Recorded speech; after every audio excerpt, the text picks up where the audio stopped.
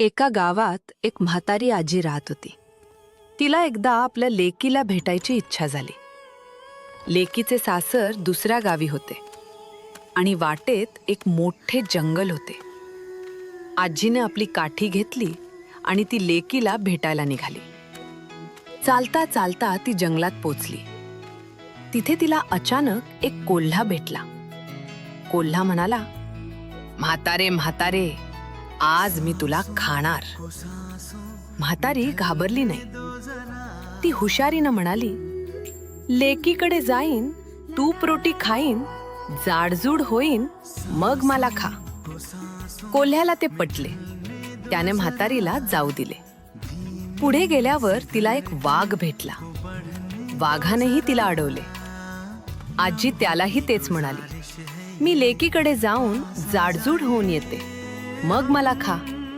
वाघानेही तिला सोडले. आजी लेकीच्या घरी पोचली. लेकीने आईचे खूप लाड केले.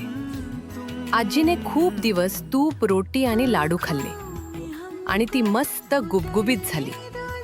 काही दिवसांनी घरी परत जाण्याची वेळ आली. आजीला जंगलातील कोल्हा आणि वाघाची भीती वाटू लागली. तिने लेकीला सर्व हकीकत सांगितली. लेकीने एक युक्ती शोधली. तिने एक खूप मोठा भोपळा आणला. तो आतून पोकर केला आणि आजीला त्यात बसवले. आजीने भोपळ्याला आतून गती दिली आणि म्हणाली, "चल रे भोपळ्या, टुनुक टुनुक."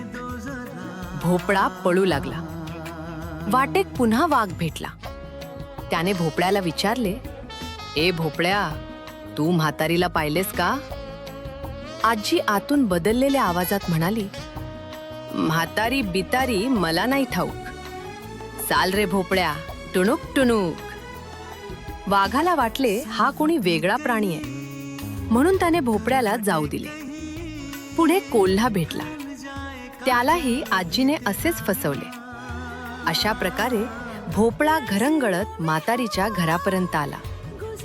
आजी पटकन भोपळ्यातून बाहेर आली आणि घरात घुसून दार लावून घेतले.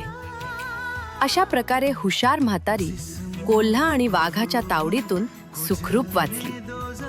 तात्पर्य: संकटाच्या वेळी घाबरून न जाता हुशारीने काम करावे.